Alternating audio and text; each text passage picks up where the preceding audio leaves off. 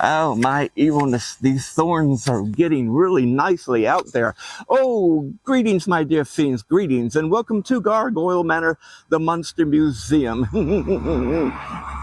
And as you can tell, we're outside on the grounds of the museum, Gargoyle Manor, and I'm doing a little pruning for our little torture garden here. I mean, there's some really nice thorns there that you can get caught up in. And of course, you can hear all the traffic that goes by here, up and down and up. And of course, occasionally, there we go, we'll wave at them, and oh my evilness, the stoplight, if we had one, let off just now. And of course, occasionally we get a few that will stop in and see the museum. And oh my, if we had $1 for every one of these cars that came up and down the road when I come out here to film, imagine I have $1.97. Anyway, I thought I'd get out the old shears in honor of tonight's feature, the torture garden, you know, because, well, there's something connected to shears in the film that you'll see a little later on as we go, and then you'll recall what I'm doing out here with all the traffic and all the thorns and my shears snipping away at people's destinies, especially those that keep going up and down and up. Well, my dear friends, let's get back inside so we can show tonight's feature, shall we? There we go. Let's get a few more of those right now, and there we go. And good evening, my dear fiends, good evening, and welcome again to Gargoyle Manor, the Monster Museum. I'm your creepy old curator, Bobby Gamonster, and my co-host, Boris T. Buzzard, here for another monster movie night. And Boris, you picked a dilly of a one this time, especially for this time of season, the spring, you know, while Purges Night's getting ready to come up, and we're planting and pruning and doing all sorts of things, especially in our torture garden. Our torture garden. You saw a little of it out when we first came on here, didn't you, when I was outside? Well, it's in honor of tonight's film. It's called Torture Garden, starring Burgess Meredith, Jack Palance, and Peter Cushing. What a trio, eh, Boris? And a lot of other wonderful stars as well. It was also, let's see if I can see this just right. It was also directed by Terence Fisher and written by Robert Bloch. Oh, my evilness. That is a cavalcade of horror people that's written, directed, acting, starring in, just for our little show here at Gargoyle Manor. I'm so honored, aren't you, Boris? And thank you for picking it, my dear fiend. Well, my dear fiends, let me get it right around here and tune it into the old haunted keyboard. The Torture Garden, Burgess Meredith, Jack Palance, and Peter Cushing. Excellent, excellent. Now, let's tune it into the old haunted TV.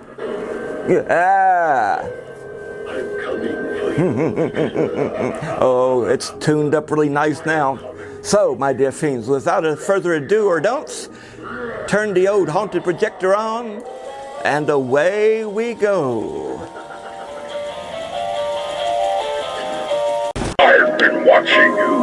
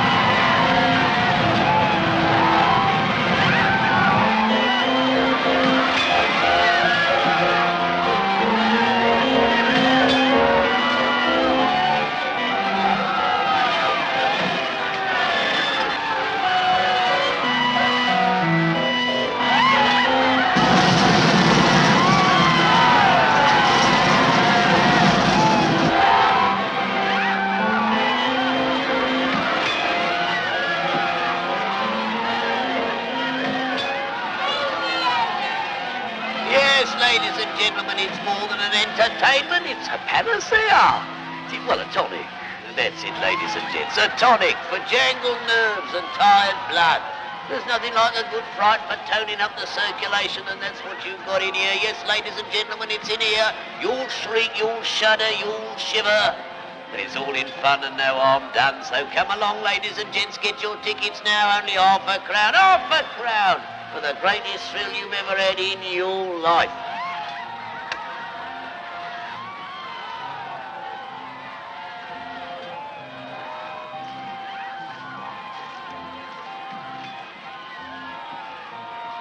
Come along to the torture garden of Dr. Diabolo. Dr. Diabolo's torture garden. It's full of entertainment.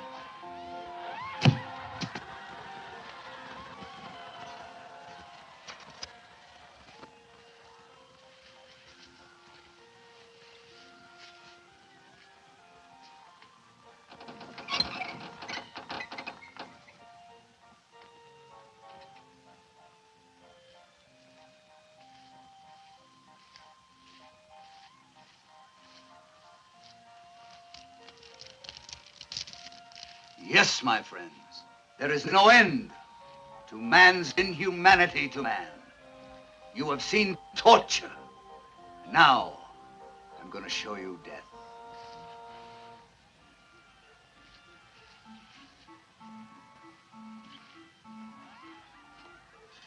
The electric chair. It's used for the execution of condemned criminals in the United States. Man in that chair has committed a crime. It's a murder. He's going to pay for it.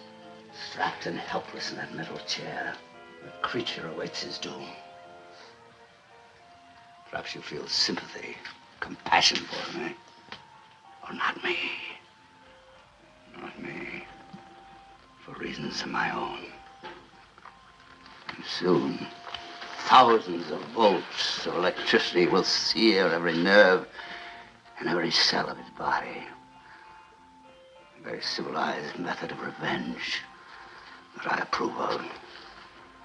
You notice the bits of sponge here and there where the electrodes touch the flesh. That is to prevent the gentleman from being burnt to a cinder before your eyes, but nevertheless, he will burn inside.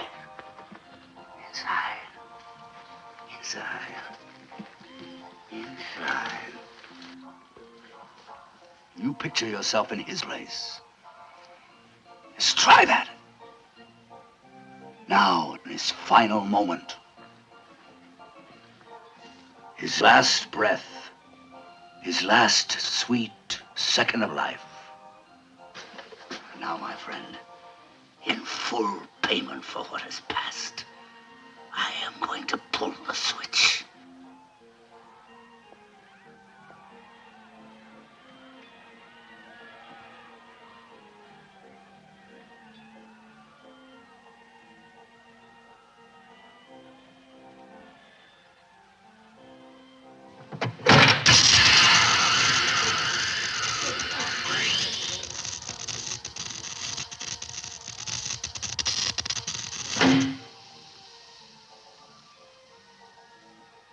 And that, ladies and gentlemen, concludes our regular performance. But wait, there's more to come. Well, what you have seen are imaginary horrors. But now, I can let you experience real ones. Yes, ladies and gentlemen, I do have a private exhibit. It is for the true connoisseurs. It's right behind the curtain there. You will find the real torture garden. It is not for the faint of heart. No, what you find there will be more terrifying, more horrendous than your deepest, darkest dreams. Now then, who has the courage to try it?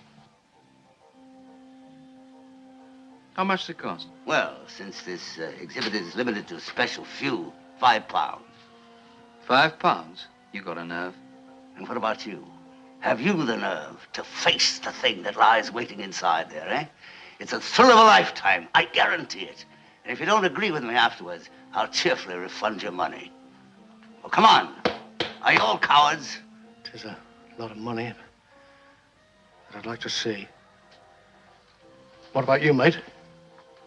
I think he's a fake. Still, let's have a go.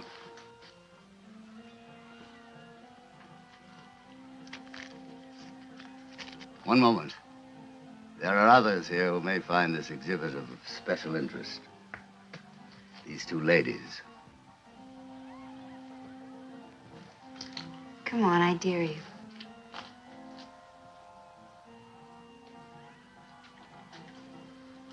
Yes, thank you. Now step right inside, if you don't mind. Don't be afraid. I'll join you in a moment. Is this all there is? It's not much to look at, is it? Not for a fiver, it isn't. You're American, aren't you? Yes, Where are you from?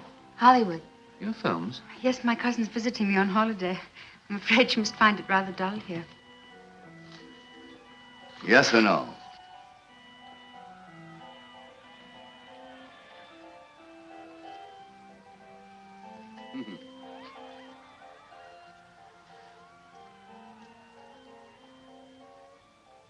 Where is he?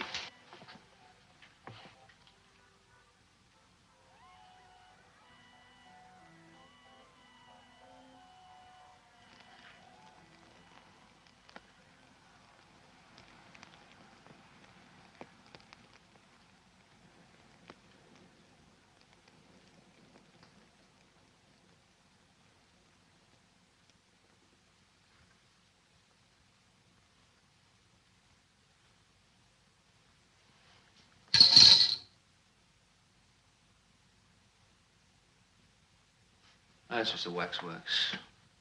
A dummy? If you ask me, we're the dummies. Didn't quite what I expected.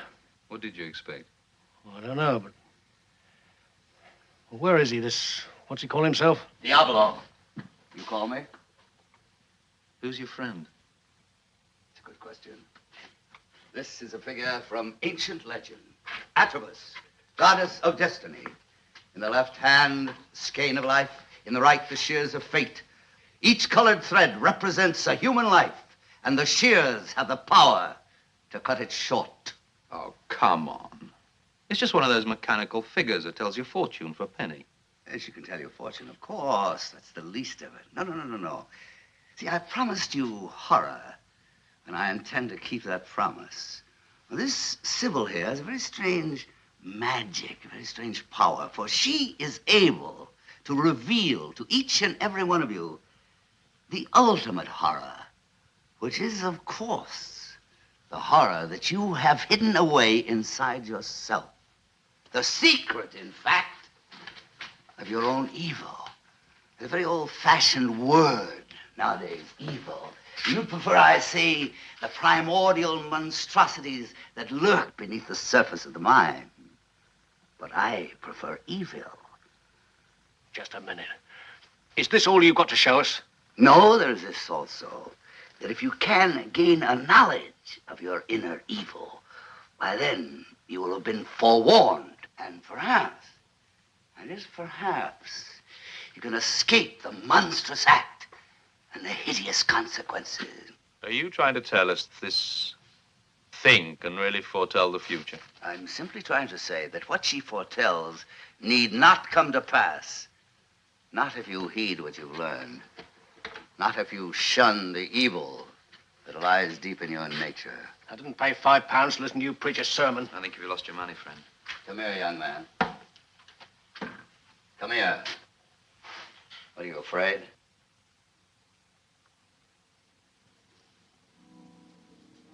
You seem to doubt my word. How would you like to be the first to learn what fate has in store for you? What do I do? Ask it questions? It won't be necessary. Just stand where you are. The figure will communicate with you. How? Through your mind. Just look at the figure. Look at the figure. It can't hurt you. Now look at the shears. Look deeply, deeply, deeply, deeply deeply, deeply into the shears of fate.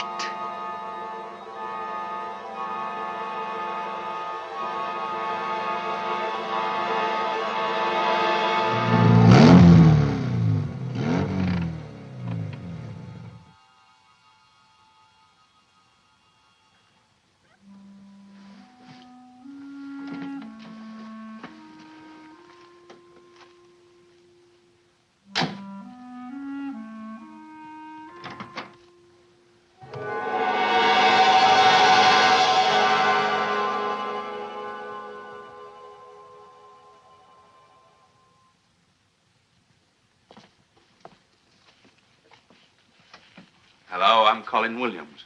I'm Nurse Parker. Yes, your uncle said you might be coming for a visit. How is he? His heart is very weak. Doctor says it could be any time now. Yeah, I'll try not to tire him. Good. I'll be off. Oh, if there's any change, get in touch with Dr. Silversmith in the village. All Yes, right? I will, thank you. Goodbye. Goodbye.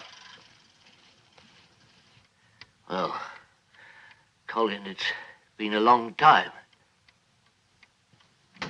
Yes, 3 years, isn't it? There must be all of that. You're looking fit. And you? My time on Earth is short, and since you're my sole living relative, Yes, I realize that. And frankly, I'm very grateful. how are you now? Yeah, it just so happens that right now I'm in a bit of a fix financially. I didn't invite you here to discuss money. Sit down. What I have to say is of far greater importance. This may be the last time we shall ever meet. Once and for all, I want to urge you again to mend your ways. You can't expect to go on like this forever. You must find a job, settle down, make something of your life. If you could only understand this, if you could see the light, that would be the greatest legacy I could give you. You're absolutely right. These last 3 years haven't been easy. Believe me, I've learned my lesson. Good. You have a job? I got one promised. As soon as I've cleared up my obligations. Huh? Oh, it's not all that bad. It's just a matter of a few £1,000s. Out of the question, absolutely out of the question. Uncle Roger. I don't have the money. And what about your fortune? My inheritance? There is no fortune. Rubbish! Everyone knows you've got money. You've lived here on your own, what, 30 years? You've never worked? How do you pay for it all? That's none of your business. That's where you're wrong. It is my business. I've been asking questions. They say in the village that everything you buy is paid for in cash. No, not just ordinary cash, but coins. Old gold coins. Please, I don't want to talk about it. All right. We'll talk about something else. This cottage, for instance. Very old, isn't it? They say in the village it was deserted for years before you moved in and renovated it. There's some talk about it belonging to a witch. Local gossip, superstition. Is it? Surely you don't believe in witchcraft? This cottage was owned by a harmless old woman, an eccentric. You mean a miser, don't you? A miser with a hidden hoard of gold. And you discovered it. That's the truth. Stop. Can't you see what you're doing to me? Let me alone. Not till you tell me where that money's hidden.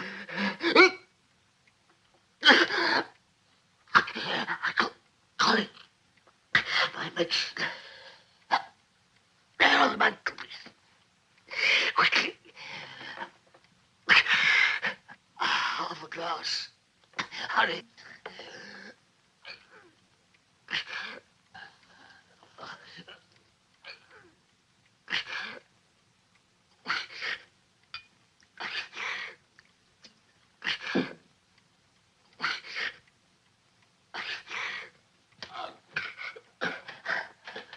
The money. Please.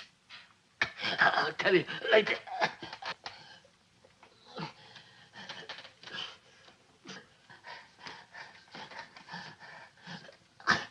Now! Colin. Oh, God.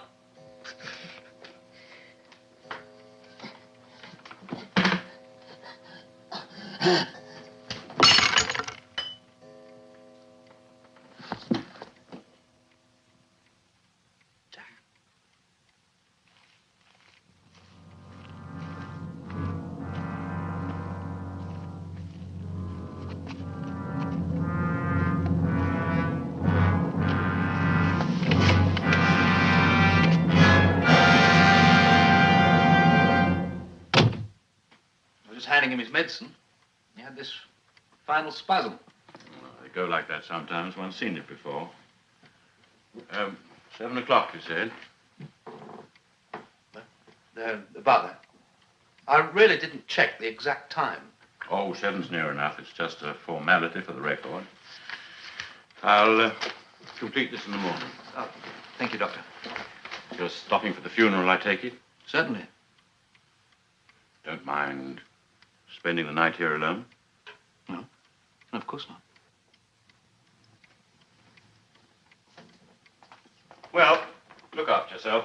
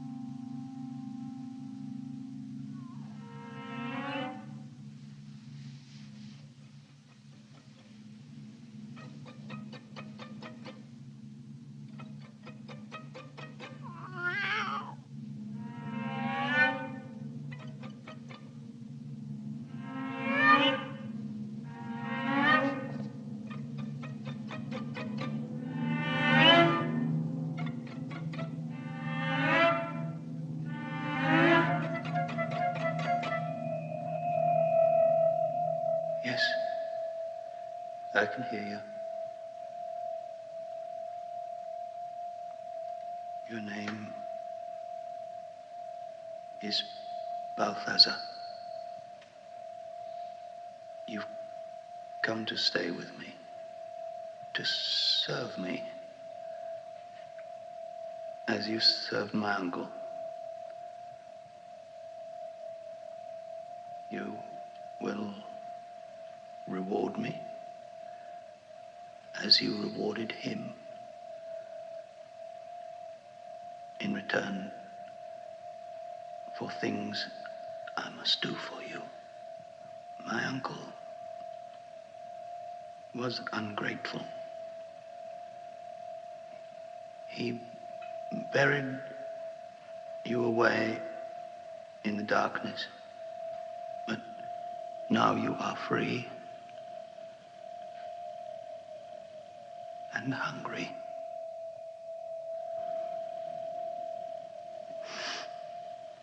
Hungry.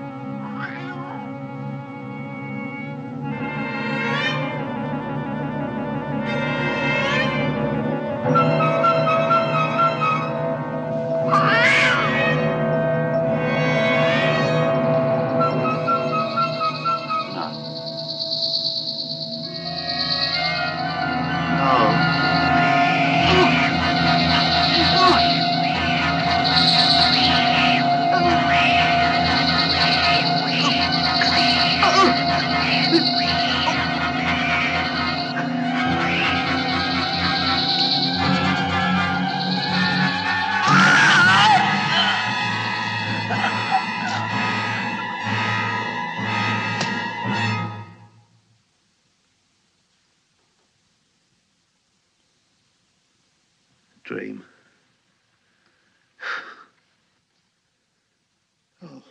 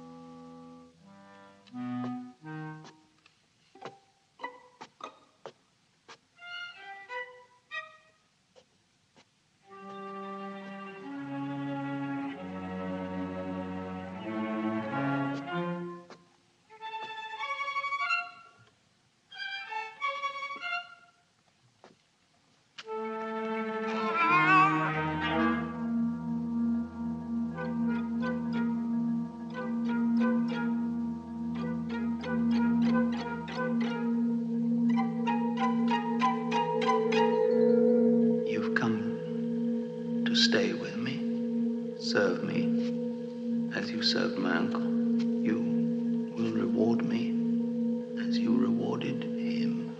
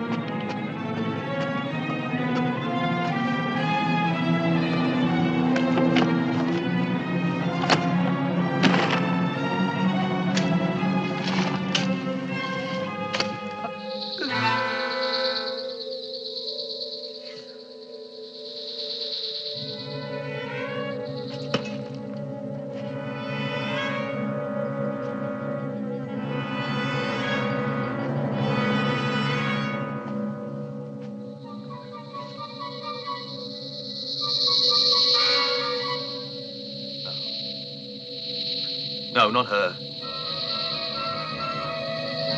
All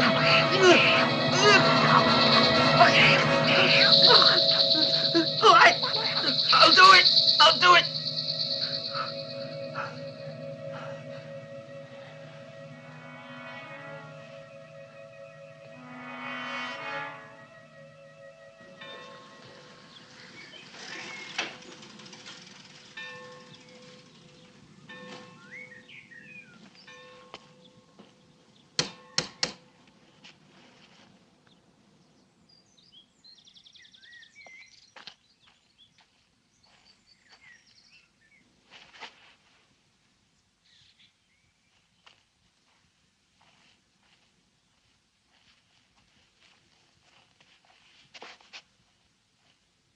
Mr. Williams!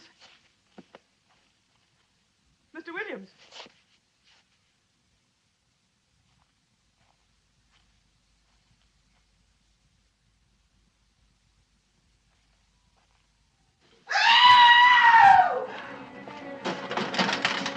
Mr. Williams! Mr. Williams! There's a man out there with his head all...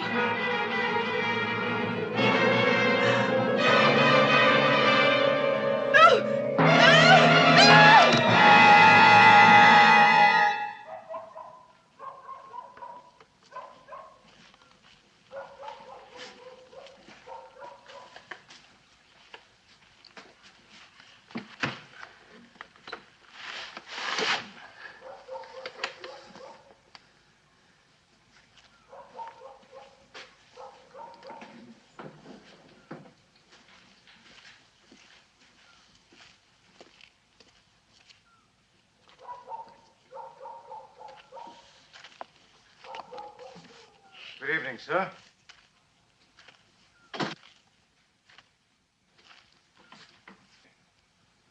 Not leaving us now, are you, sir? I got my living to earn, you know. Well, I won't keep you, but I thought you might be able to give me some information. There's been some talk of a tramp reported in this area. Harmless old chap, apparently, but we're on the lookout for him. You don't happen to have seen him, have you, sir? No, I've seen no one all day. If you'll excuse me. Oh, let me give you a hand with this, sir.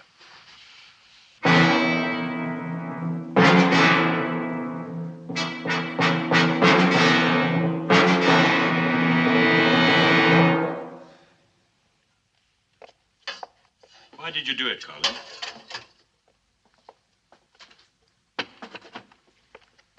What made you kill them? Balthazar. Balthazar, who's he? I don't know. He takes the form of a cat. But he's not a cat, he's inside me. He's inside my head. Oh, I see, he's inside your head. Oh, yeah, I know how it sounds. But it's true. Balthazar is real. How long has he been with you? Since last night. And I found the skeleton in the cellar. In your uncle's house? The witch's house. Don't you see, Balthazar must have been the witch's familiar spirit. He made my uncle rich with the witch's gold. In return for murdering, huh? But my uncle tricked him. He buried him away in the darkness. You know, Balthazar said he was ungrateful. Anyway, I freed him. And then he wanted to have the same agreement with me. Now, you don't know what it's like, Doctor. Have a creature whispering inside your head, giving you commands, and you've got to obey.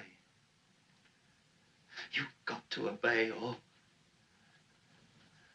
he starts scratching, clawing inside. He forced me to kill the tramp and Nurse Parker. We found the bodies in your trunk. But there's one more thing you must tell us, Colin. What happened to the heads? Why did you... Not me! Balthazar. That's what he feeds on when he's hungry. You mustn't let him come back to me. Oh, please don't go. I'll be back in the morning. You can't leave me here alone, not all night. Balthazar will be hungry again, and if he isn't fed, don't you understand? He'll be hungry. Come back! Come back! Please! Please, don't leave me!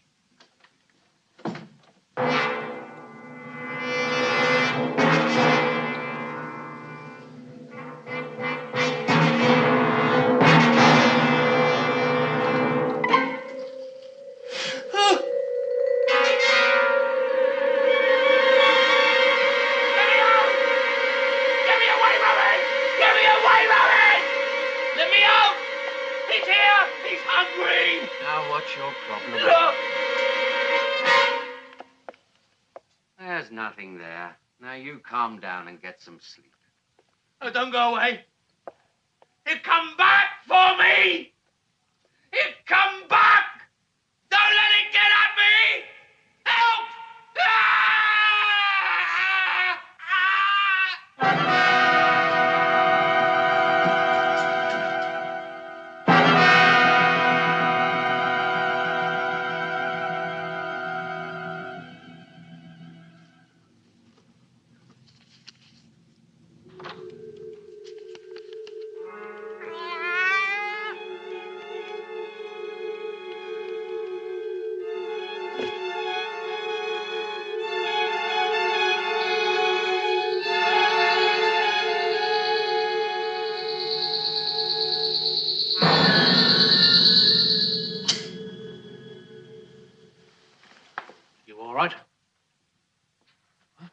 Seemed to be in a trance, just standing there and staring into space for a minute. Only a minute. Seemed like days. I can't explain. I can. There is a theory that the past, the present, and the future are merely different aspects of the same moment in time and space. You understand that theory? Then perhaps you can understand that since a drowning man can view his entire past in a few seconds, he can also view his future by the same rule. Yeah, particularly if he's hypnotized. That's all it was. Hypnosis. It's a trick. No trick. What then? A warning. What exactly did you see? I'd rather not talk about it. Well, was there anything about it that was true? It's true, I have an uncle who lives in the country. And I was going to see him to ask. So how did you know? I never saw you before. I know nothing about you. You are merely a customer. Who comes next? Who is the next to meet Atropos, the goddess of destiny? What about you, young lady?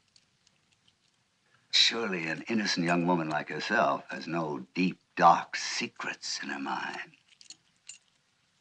Why don't you? After all, it was your idea to come in here.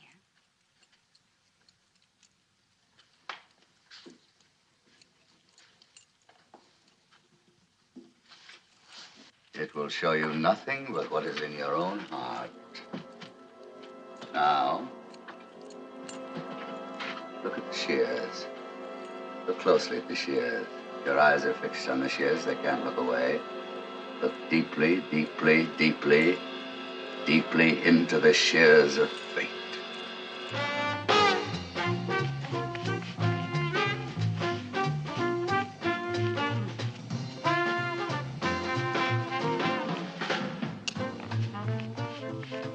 What time is it?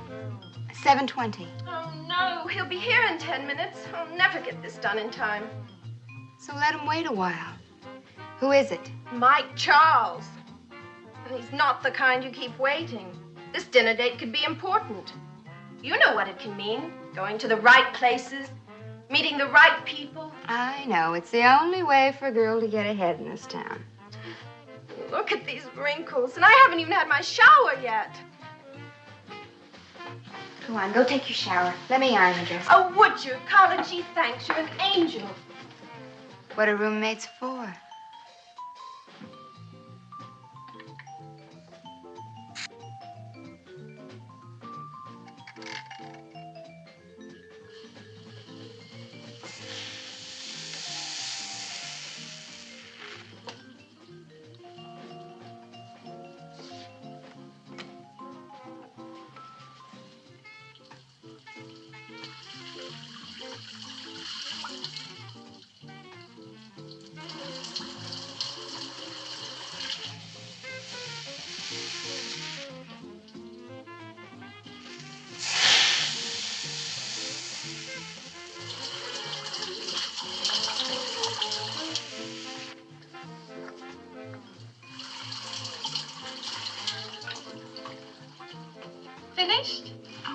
it's that darn material. The iron was too hot.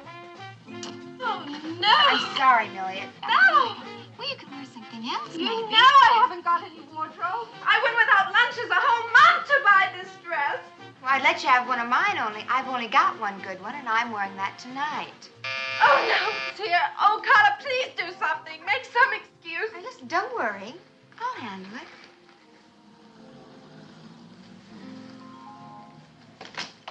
Hello, I'm Mike Charles.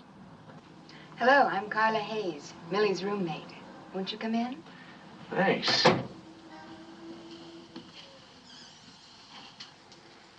Millie almost ready?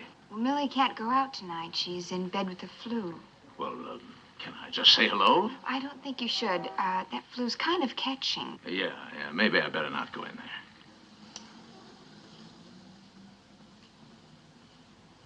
Gee, I'm sorry your evening's ruined. Yeah, it is kind of rough. Could have been a real swinging scene. Table for two at Danny's. Danny's.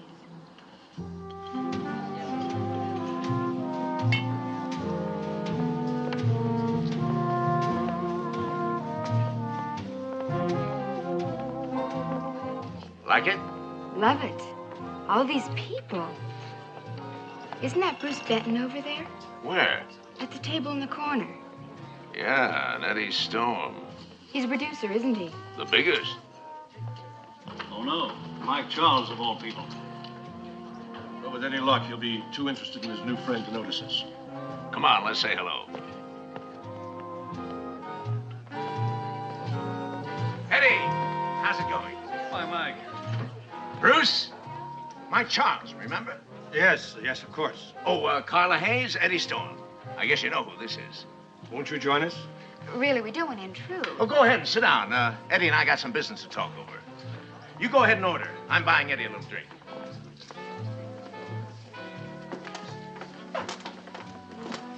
I can't believe it. Imagine me having dinner with Bruce Benton. You know, I've had a thing about you ever since I was... Ever since you were a little girl. Go ahead and say it. I don't mind. It just doesn't seem possible. What? You're having dinner with me? Or because I've been around so long? Now you're embarrassing me. You'll feel better after you've had a drink.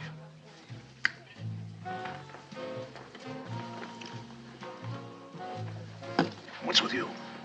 I've been trying to get you on the phone for 2 weeks. I'm lining up production on his new picture. You know how these things are. Don't give me that. You've been freezing me. Look, I've been knocking around this industry for 25 years. I figure I'm entitled to a little consideration. I realize that. You know how important this business is to me. When do I get the word? Now, if you like. Great. Eddie, baby, I knew you wouldn't let me down. You talk to them?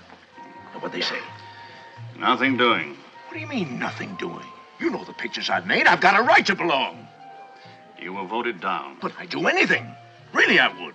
Talk to them again. I'm sorry. You know the rules. Don't take it so hard. Have another drink. Where are you going? Don't worry about me. I'll have another drink. Lots of drinks. And you can tell your Fink friends from me. They don't have to worry about Mike Charles. He knows how to take care of himself. But maybe they ought to worry. Because Mike Charles is just liable to take care of them.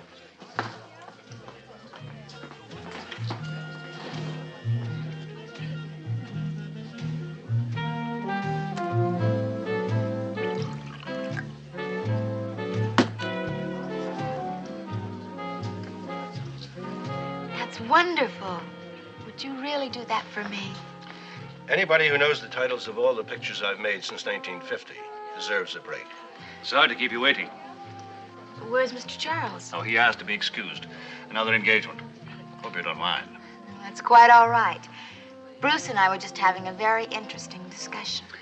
I was just suggesting to Miss Hayes that she come down to the studio on Monday and make a test for that part we have open. You mean the sister? What do you think? Well, I don't know. It's the second lead. What have you done? Television, mostly. Bruce was just telling me about the part, and it sounds fascinating. I'm sure I could handle it. Why don't we shoot some film and see? All right. Let's do that. Thanks. Hold on. Thanks. You better believe me. Thanks. That's what they are. Having their top 10. What top 10? Stars, directors, producers, the big ones. The ones who stay on top year after year after year.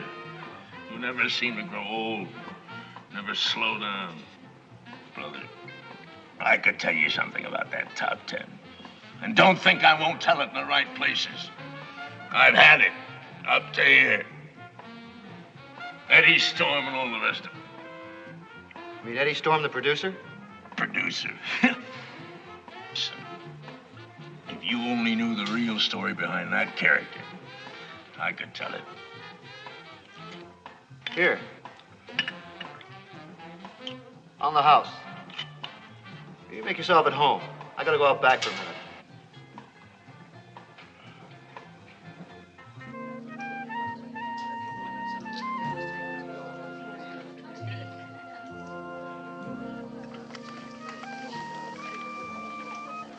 You're not eating. I start filming next week, remember? Now you know how I keep my boyish figure. And you? I'm on a diet.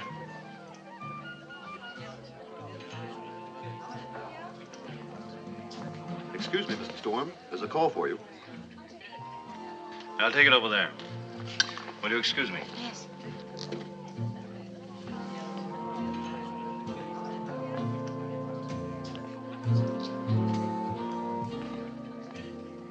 Well, I never thought when I went out tonight that all this would be happening. Meeting you and getting a chance to be in a film with you. I thought you'd want to know. Sure. Sure, I understand. Don't worry. I'll handle it.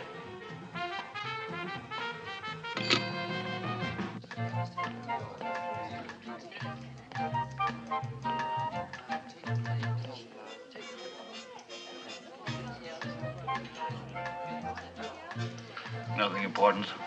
Just a little problem. It's all been taken care of.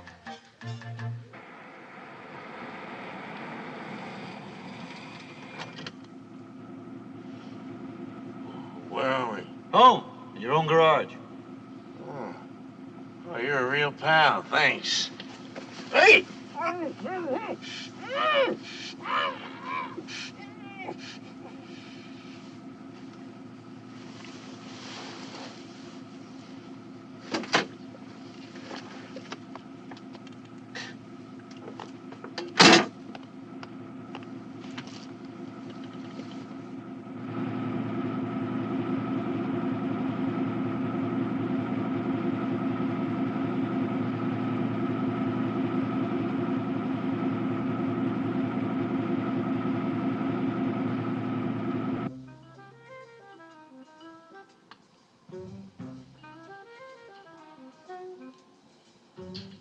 Carla, did you see this? Mike Charles is dead. He was overcome by exhaust fumes in his garage. It happened last night. Didn't he take you home? No. We left the restaurant almost as soon as we got there. The paper says it was an accident. He'd been drinking.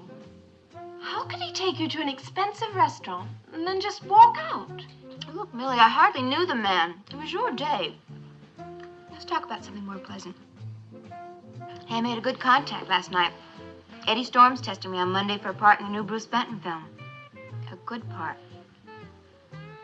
Look, I know that sounds cold-blooded, but... Well, if a girl wants to get ahead in this town, she's got to take her chances when she gets them. And not worry about what happens to anybody else. I wouldn't want to get there that way. Millie, dear, I'm going to get there. Anyway. Well, my dear fiends, are you enjoying tonight's feature, The Torture Garden, with our old friend Burgess Meredith and Jack Palance and Peter Cushing along the way? Well, my dear fiends, I thought we'd come over into another room here at Gargoyle Manor, the Monster Museum, and show some of the things that we have that might be connected to a torture garden. Let's see. Ah, excellent. Let's try this one right here first. It's a nice little stock with a nice little skeleton in it. And, oh, he actually still works. Imagine that. There he goes, shaking his booty. A little closer to you there, eh? There we go. It's a wonderful little device. They used to use them back in the olden times when someone would get unruly. They would put them outside in one of these, what they call a stock. And sometimes they would put signs around their neck, depending on the fences that they made. And some kids would, a lot of times, would throw rotten tomatoes at them or stones. Ooh, my evilness, the times. And of course, one of the devices that we've seen in the movie so far is it's the old electric chair. And unfortunately, he's seen better days, the little fellow in here, but used to, when he was working, you would flick the switch and he would go, ah, right there, and the light would light up and it would look like he was being electrocuted. Oh, what fun. These were some wonderful toys to play with when you're, small and older. It doesn't really matter what age you are, especially if you're a monster kid, eh? Well, my dear friends, just some of the things I thought you might be interested in looking at while we're watching the movie, eh? So let's get back to it. Tonight's feature, the torture garden. Yeah.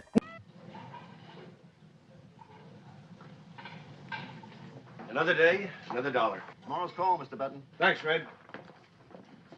Oh. I see they've written an extra scene for you. You look great in those shots today. I'd never have been in those shots if it wasn't for you.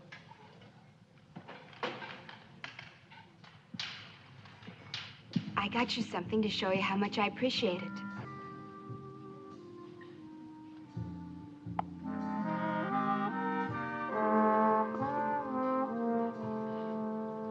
You can't afford a present like this.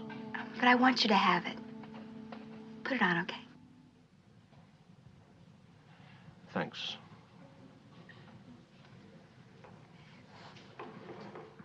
It's quite a day today. I'm really beat. Where do you get all your energy? Clean living. It certainly doesn't come from overeating. You didn't even touch your lunch this noon. I'll make up for it tonight. Where are we going?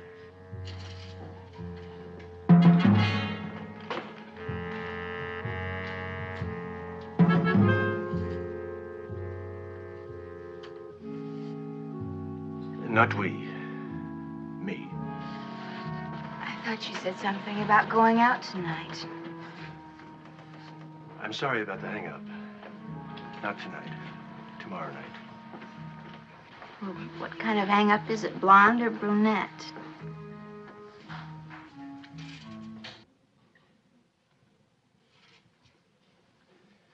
Two brunettes.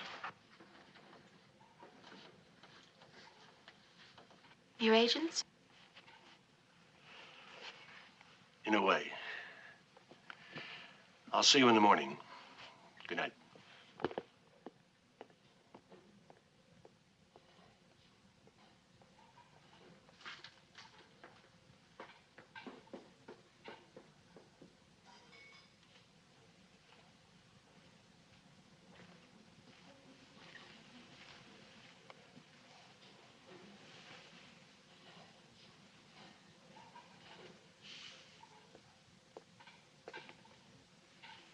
Where's Bruce?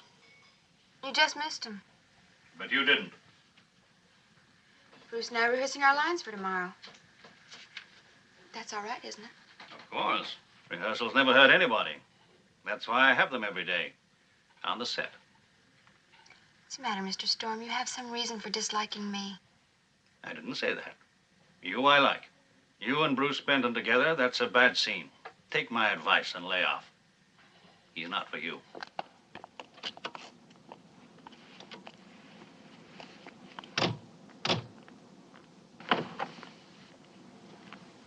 There he is now. Bruce! Bruce! Wait! What did he say was going? He didn't. He just said he had a business appointment. Business appointment? With two of the worst hoods in town?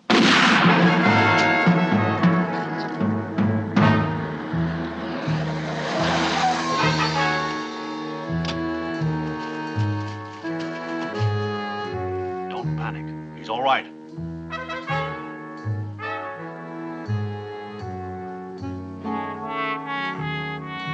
Leo, help me get him up to the car.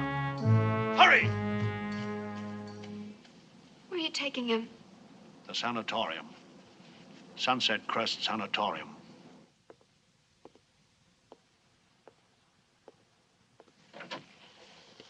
What happened? The operation's over. Dr. Heim says he'll be all right. That's impossible. Oh, no. It's true. Dr. Heim. My dear young lady, let me assure you there is no cause for alarm. Only for silence. He's right. We can't have any publicity. Bad for the picture. How can there be a picture with Bruce? The bullet has been removed. He's resting comfortably. But I saw him. He was dead. He's alive.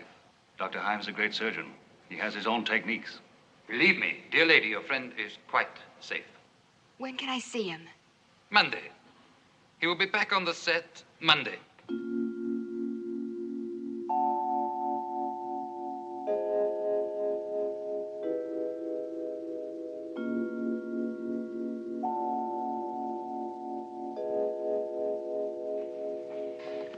Cut it! Great, Bruce, great. Okay, boys.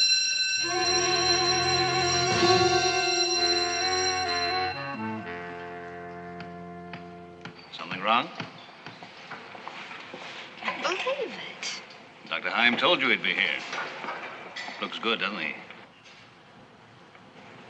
I've got to talk to you. Want you in 5 minutes, Carla. Let's go inside. Okay, I'll take it in a fraction. Right, that's it. Somebody fix that backing there. When are you going to tell me the truth? All right. You would find out sooner or later anyway. The man we saw in the car the other night was Bruce's double. His double? Look, I know his stand-in. I said double. Let's face it, Bruce is getting along. He needs somebody to share the load. After all, how'd you imagine he's kept going as a top star for over 30 years? Now you know the secret. But you still haven't told me what happened. Just what you saw. Bruce's double owed gambling debts. He was taken for a ride and killed. Then Dr. Heim didn't operate. No. He merely disposed of the body. Who is Dr. Heim? No more secrets. You know too much already. Perhaps I know more than you think. What are you talking about? I did a little reading over the weekend at the newspaper office. Small clippings. They keep a file there, you know. It's called a morgue. It's very appropriate, don't you think? What are you getting at? I thought I was getting at the truth about Dr. Heim. But instead, I found out something else. About you. On April 5th, 1944, there was a speedboat accident in the harbor off Newport Beach. You were thrown from the boat. When they took you to the hospital, they thought you were dying. According to the story, you were rushed from that hospital to a private clinic. Sunset Crest Sanatorium. The man who operated on you there was a refugee physician. A Dr. Heim. 2 minutes, Miss Hayes. Yes, it's true. He saved me. A wonderful plastic surgeon. He must have been. According to that newspaper story, your entire skull and chest had been crushed beyond repair. I don't see any scars, Mr. Storm. I've had enough of this. Well, I haven't. I'm going to see Bruce tonight, and he'll tell me the truth.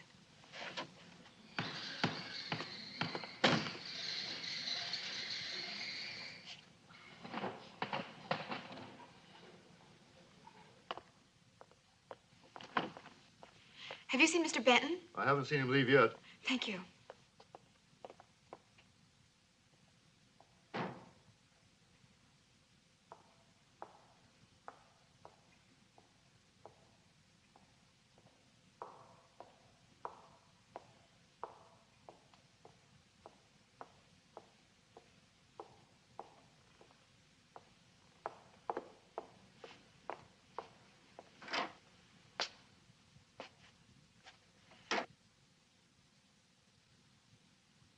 Main gate. As soon as Dr. Heim gets here, send him to stage G. It doesn't concern you. Don't you see? I have to know the truth. There's nothing to tell you. Oh, yes, there is. Carla, please. You were the one who was shot. You were the one that we took to the sanatorium. You'd better get out. I'm not going to talk about it. But you've got to talk about it. Bruce, don't you understand? I'm in love with you. No, you can't be in love with me. Bruce, what happened? What is it about Dr. Heim?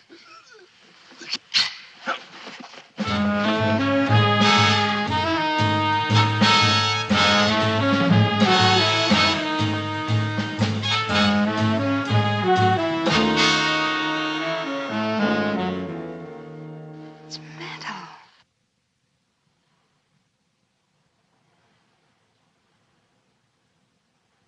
All right. Look at it. Take a good look. You wanted to know the secret of the top 10. The box office stars who seem to go on forever and ever. The ones who never age. The immortals of the screen. Well, now you know the secret. They are immortal. It's Dr. Heim. Yes, Dr. Heim.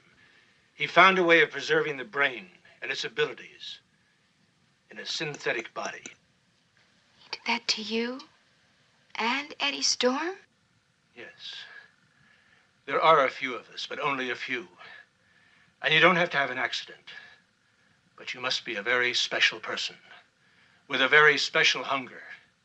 Not for food or drink or love. You can't have any of those. You must live to feed only on the applause and the fame. For some of us, it's enough. I'd rather be dead.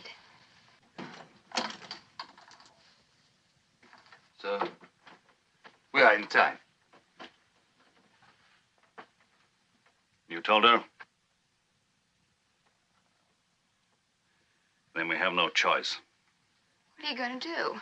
Mike Charles knew the secret. He wanted to be one of us. When we refused, he threatened to talk.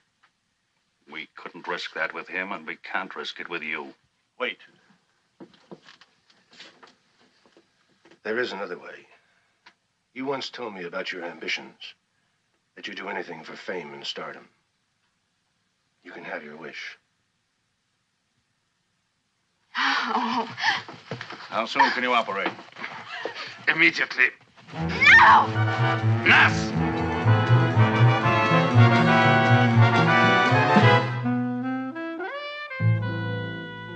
And here are the stars of this production. Bruce Benton and the lovely Carla Hayes. Oh, Miss Hayes, I understand that your performance in this picture indicates that you will soon be in the top 10 in filmdom. Look, there's Carla Hayes. Isn't she a doll? A living doll.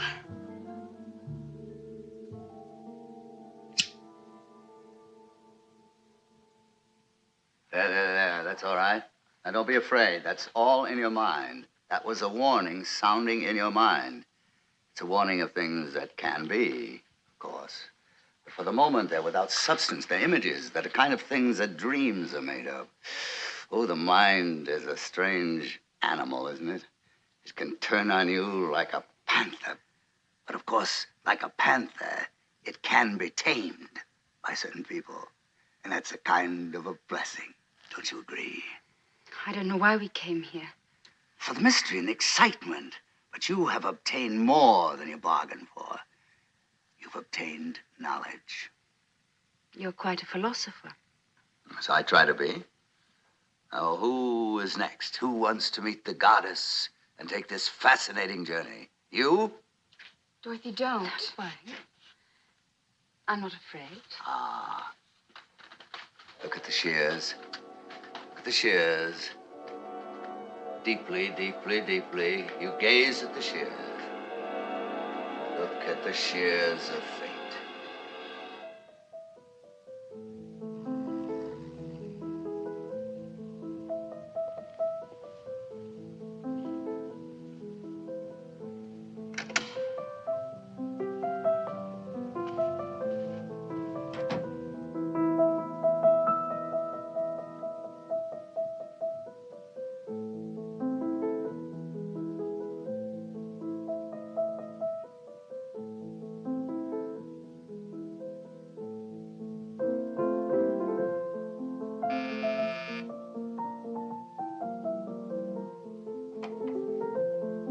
Miss Endicott. I'm Maxine Chambers, Theo Winston's manager. I saw from his diary he was expecting you today. I thought you were interviewing him yesterday. Oh, yes, but he had to rush off to a concert, as you know, so we thought we'd continue today. I see. Well, I'm afraid he won't be able to spare you very much time. He has to rehearse this evening.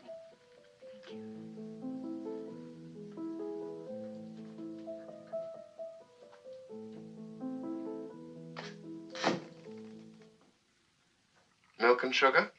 No, thank you. I really hate to stop. There's so much more I'd like to know about you.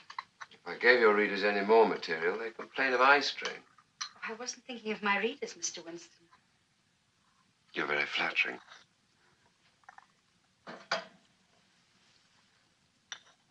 You really do love music, don't you? Yes, I do. In that case, perhaps you better meet Utape. Who? Come in here and I'll show you.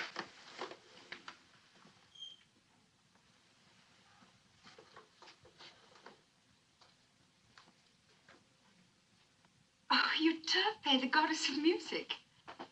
Yes. Yes, it was a present from my mother before she died. Utape and I have been together for years now.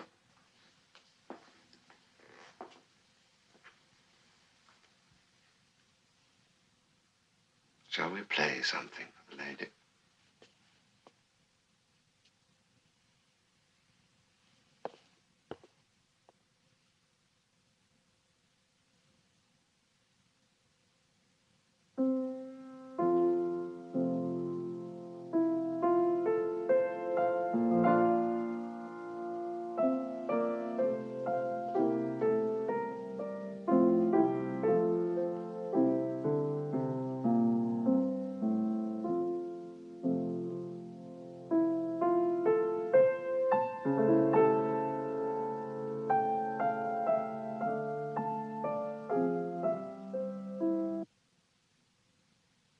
I'm sorry, I'm afraid that wasn't very good. Oh, I shouldn't have let you.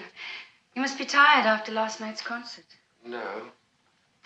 No, it's not that. It's just that Utape isn't used to you yet. Please accept my apologies for her. Perhaps she doesn't like me. Well, I do.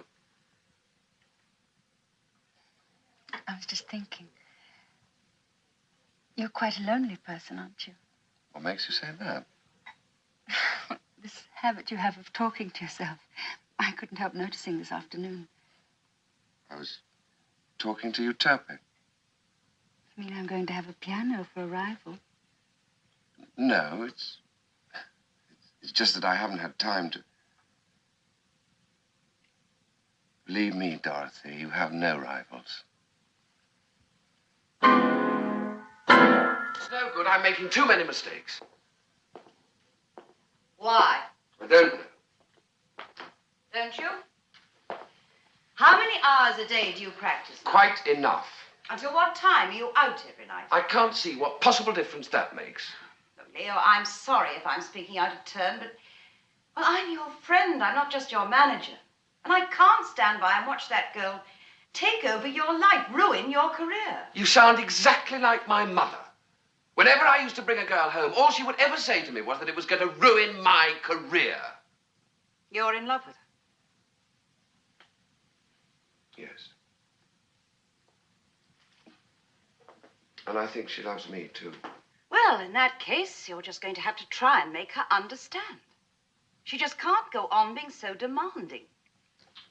Look, Maxine, you're a good manager and a good friend, but you don't have to worry about me in either capacity.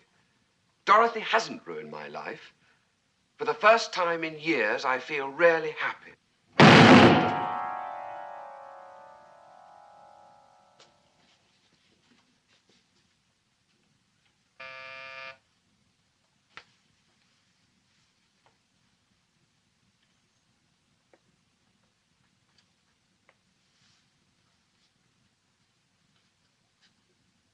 Leo?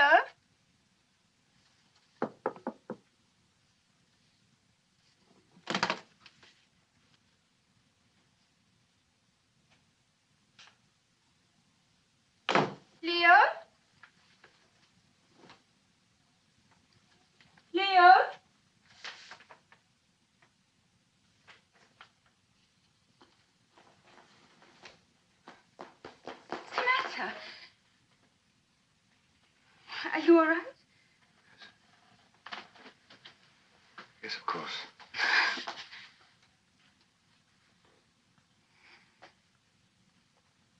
I was just working something out for my next concert. I know I shouldn't have interrupted you, but I've got something for you, and I couldn't wait to give it to you. And we're invited to the Harcourts tonight.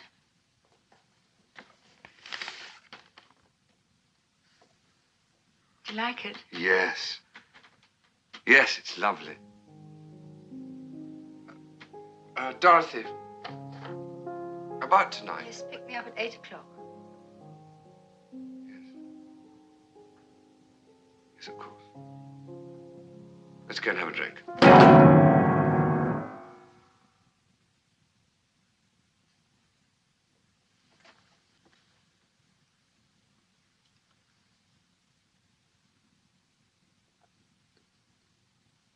Leo, what's the matter?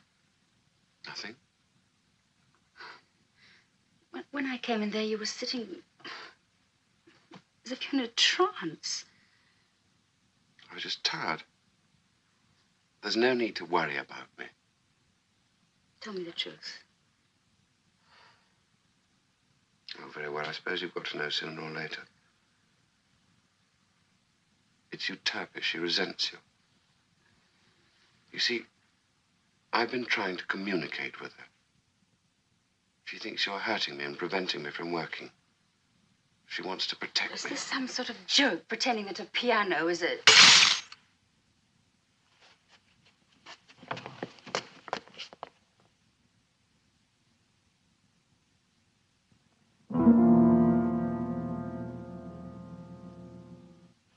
No, I haven't come here to talk about myself. But you've got to do something about Leo. You've got to cancel his tour. He's in no condition for it. If we don't do something, he'll have a breakdown. Yes, I know.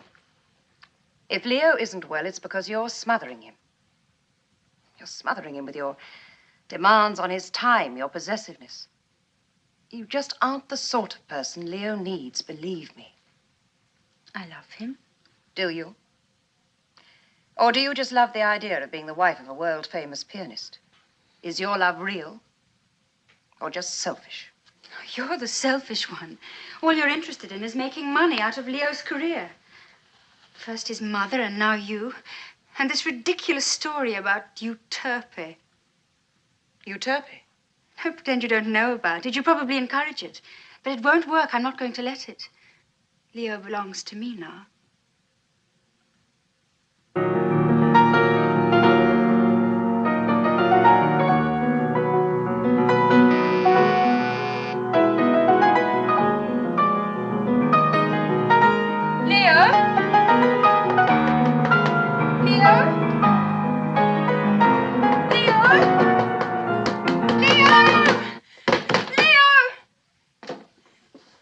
Dorothy?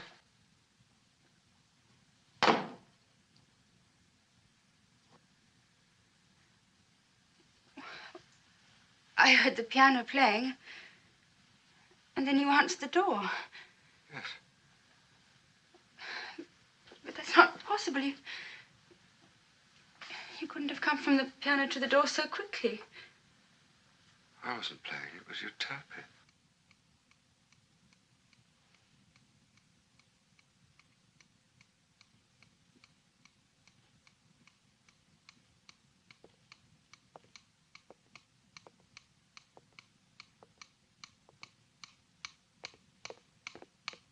Leo, come here. It's only a metronome.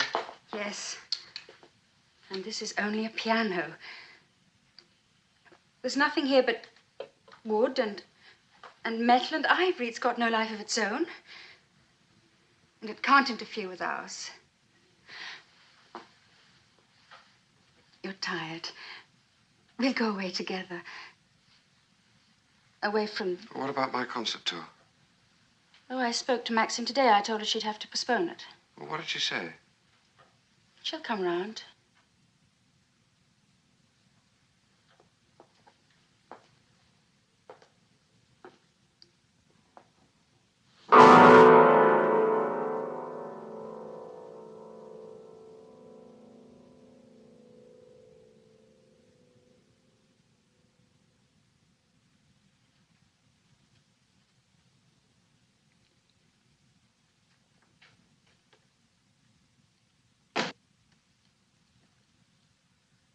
not angry with me, are you?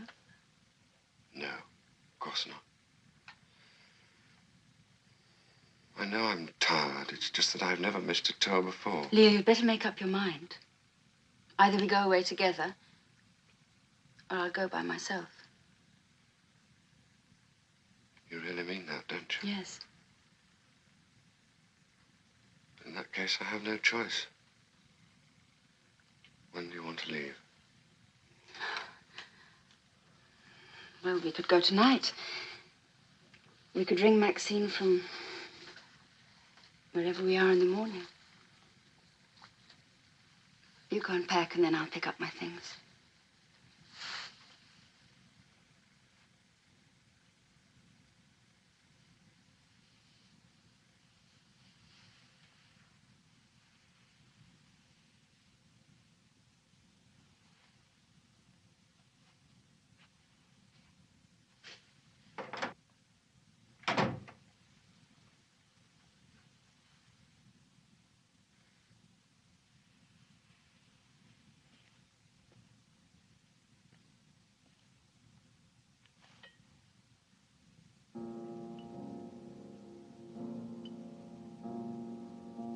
Leo?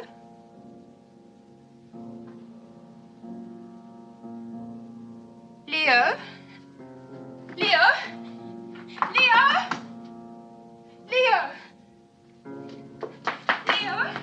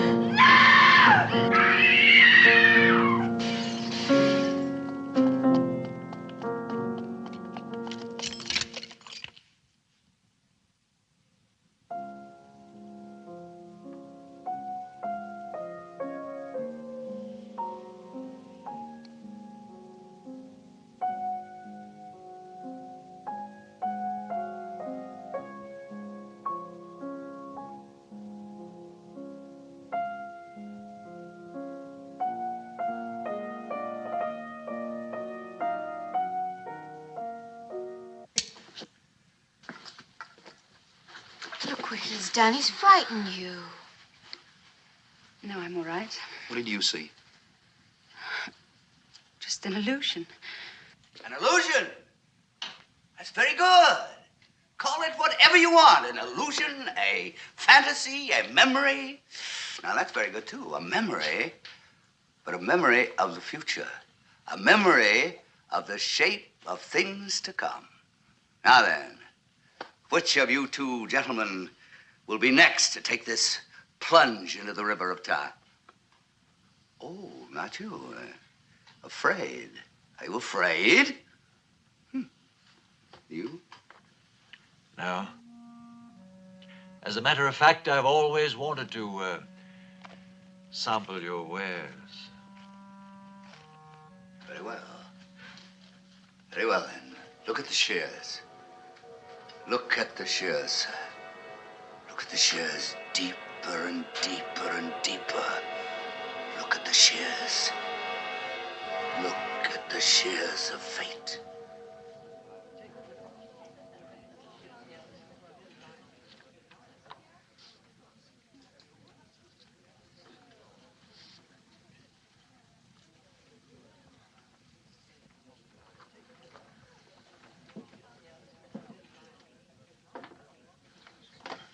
First edition, isn't it? A great rarity to the collector of Edgar Allan Poe. Yes, I know. Oh, might I ask where you obtained it, sir? It isn't mine. This gentleman owns the collection. Lancelot Canning, this is Mr. Ronald Wyatt. How Very do you glad do? to How do meet you you. do? I was just admiring your collection. Does this volume happen to be for sale? Oh, I'm afraid not. As you probably know, only 6 of these are known to exist. Yes, I'm well aware of that. You are interested in Pearl? Mr. Canning is probably the world's greatest collector of Pearl memorabilia. I'm prepared to pay a very good price. I'm sorry. My collection must remain complete. Mr. Canning has many other things besides these books, more than you can possibly imagine. Al-Araf. And Tamerlane? Yes, and collected poems, 1829. Boston edition. Yes, cost you $15,000, at least Sotheby's last year. Prose Romance, 1843. Sold in that year for 12 cents. Value now $50,000. We have much in common. If you should ever come to the States, perhaps you might care to see my collection. Oh, you live in America? My whole life is centered around Edgar Allan Poe in every respect. Well, I will most certainly take advantage of your invitation when I'm in Maryland. I shall look forward to seeing you. Yes, thank you. Excuse me.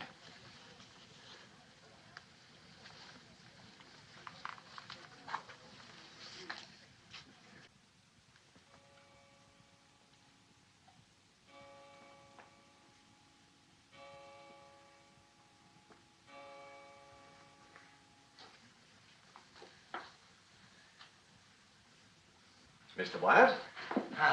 I'm sorry to have kept you waiting. I must admit, I didn't expect to see you again quite so soon. It's interesting. Very interesting. My grandfather's idea. He built this house when he started his Poe collection. My father and I merely followed in his footsteps. Well, that's Poe's cravat. He wore it in Baltimore during his last lecture appearance. You have other items from his wardrobe as well. My collection is very complete. Did you know that he played the flute? No. Really? There. Oh, I'm sorry. I should have asked you before. Would you care for a drink? Yes, thank you. Whiskey? Yes. Or sherry? Oh, yes, thank you.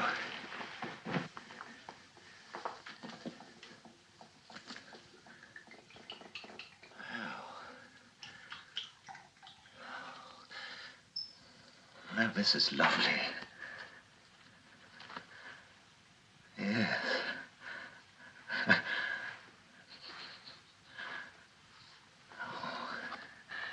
To your health. And to your collection. There speaks the true collector. My father was like that, and so was his. Today, they'd both be called fanatics. It's true. Collecting can become a kind of mania.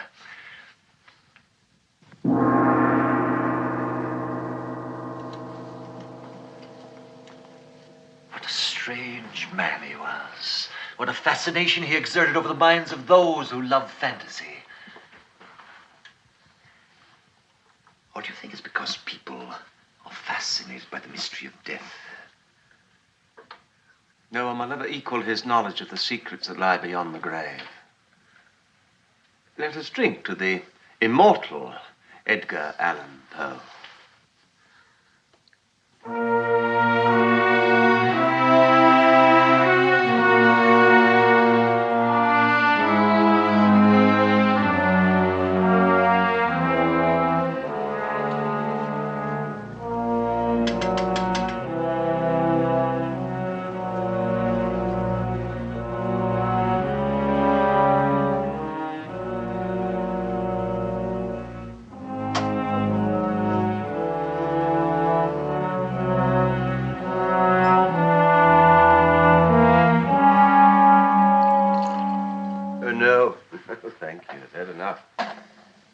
Drinking like this, you think I'm Poe himself.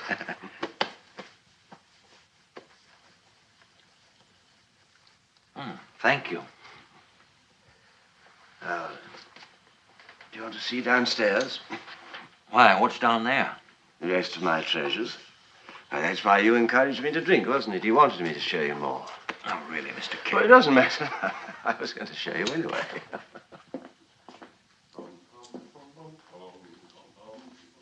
Come along.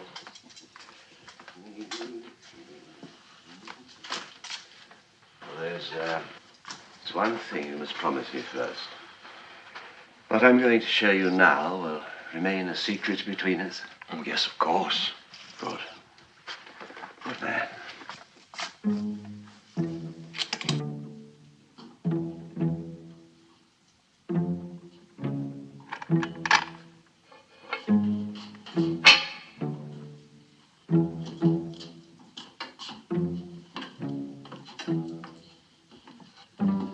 very privileged man, Mr. Wyatt. Oh? Not a living soul has been down here since my father died. Oh.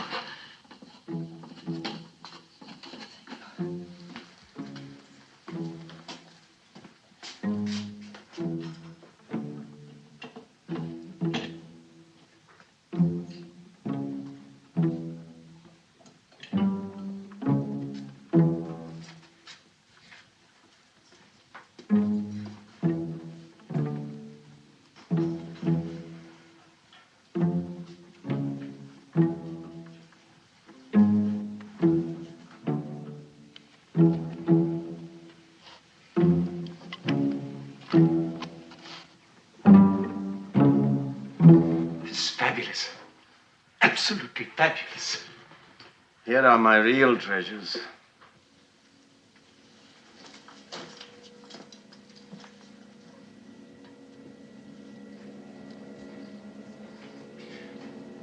Poe's original manuscript?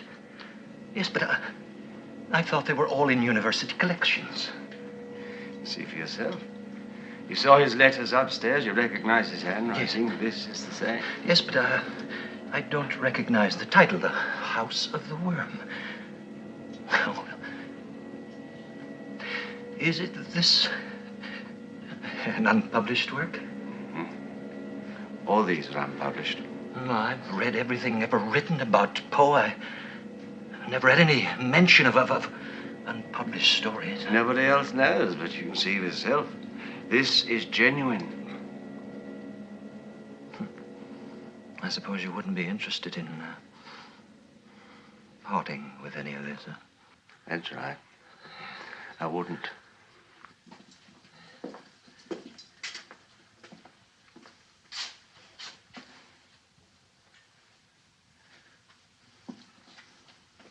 Now, what part did this box play in the life of Poe? Oh, nothing. Oh. Why is it here? I'll tell you about it when we get upstairs. Well, it's getting late. Please. No, please. No, I must see more.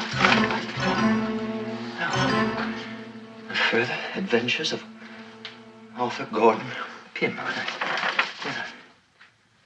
Yes, but look at that paper. Look at this paper is.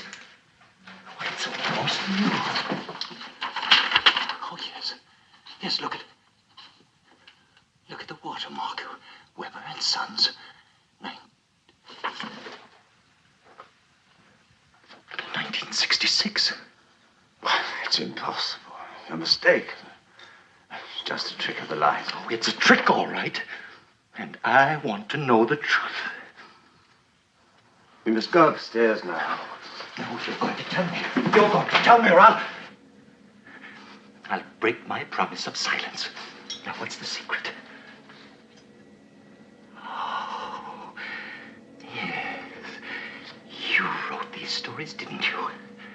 Didn't you? You wrote them, didn't you?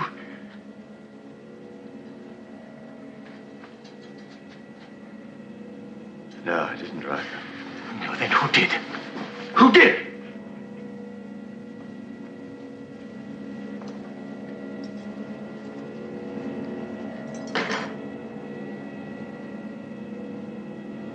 This box. Now, you told me it had nothing to do with the life of Poe. That's right.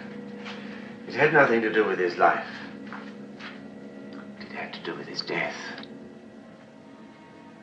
My grandfather made money by selling cadavers to medical students. Robbing graves. One of the graves he opened was the last resting place of Edgar Allan Poe. The body, of course, had crumbled to dust. But he gathered that dust and kept it in this box. So you see, he really was the greatest collector. He even collected Edgar Allan Poe himself.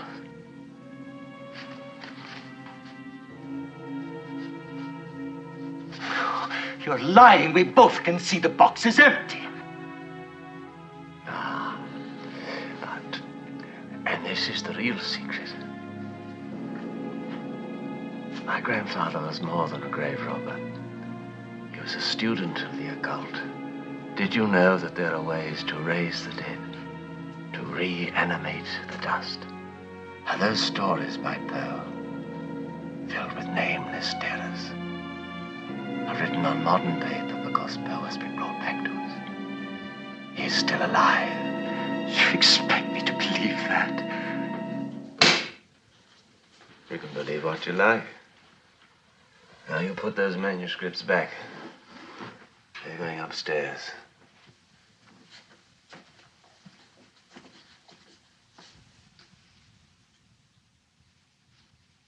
There's a third key here. Is it for that door? No. Then what's it for? Give me those keys. No. No. You're hiding more treasures from me, aren't you? I want to see if you've been telling me the truth. I want to see. You won't let me know. No, I won't. Go!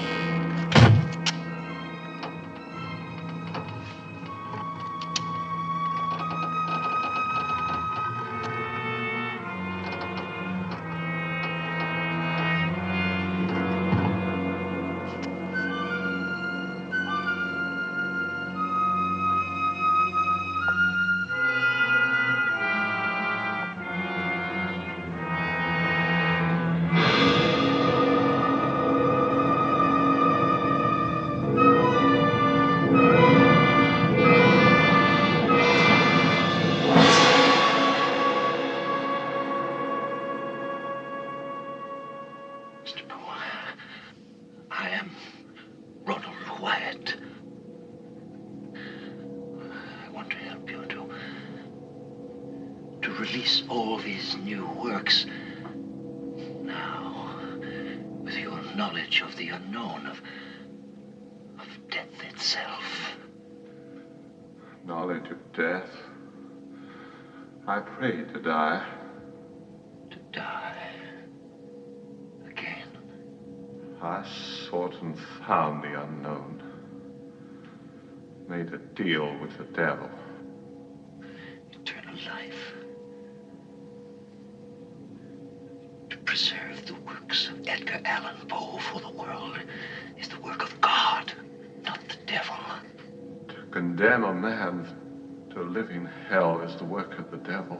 And one's soul can only be released if a living soul replaces his in the devil's domain. Is there no other way to release you? There is another way. By fire. I have the means here. But in return, you must tell me more about the unknown. Yes. Yes, I will.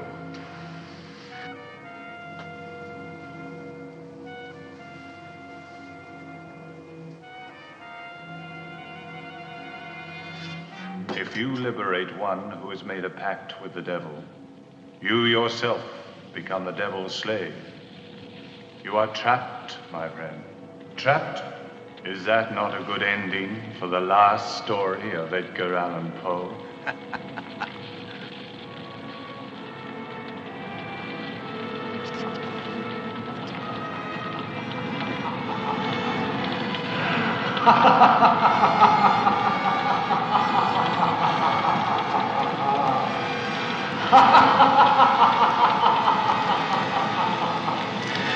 You are trapped. Trapped.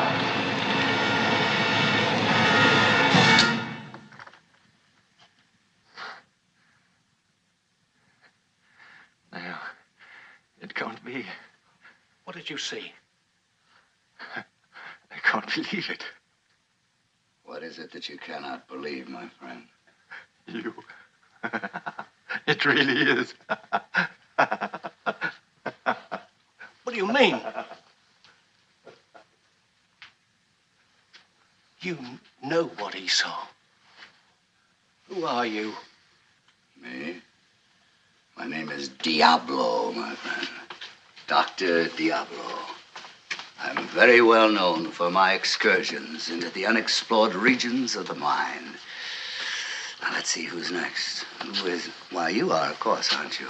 No, not me. Oh, yes, you've paid your money. You're going to receive full value, sir. No. I came in here to see there's something going on I don't want to know anything about. I don't care whether you want to know anything about it. You are going to face that symbol and you are going to walk into the future. No, I won't. You are going to do what I tell you, you hear me? It's you. you. Are going to do what I You're tell mad. you. Mad! But you're not going to get away with it. Because I'm going to kill you. I'm going to kill you!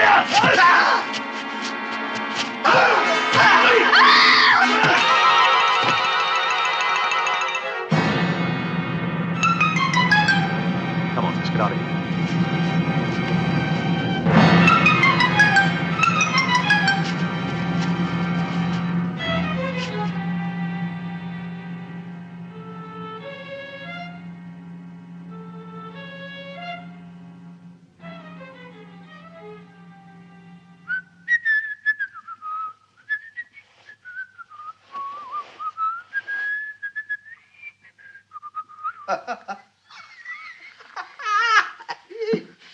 You were great tonight.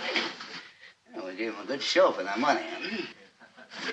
A show that money couldn't buy, Doctor.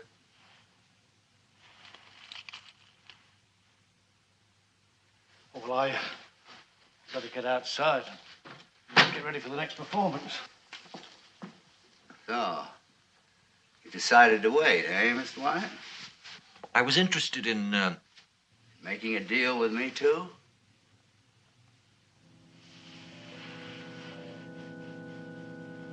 Oh, yes. Yes. I think so. The right time. You have a light?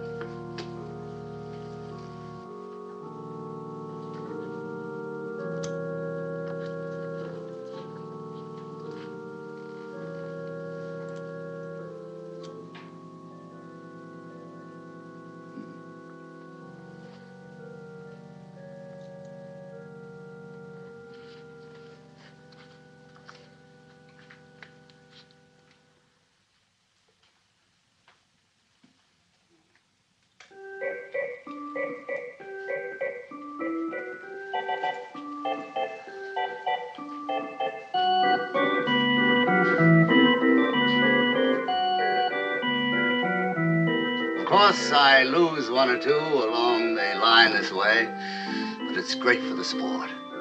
And then it's only fair, you know, to give him a chance to escape my domain. But will you?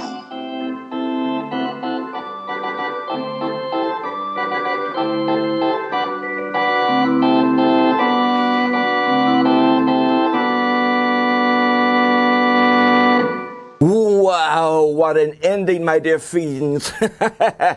Wow. I mean, who would have thought, well, it was kind of getting obvious that Burgess Meredith, well, you know, he might have been Uncle Lou, Lucifer down below, you know, making all those wonderful remarks and letting them see their destinies, whether it was past, future, or present.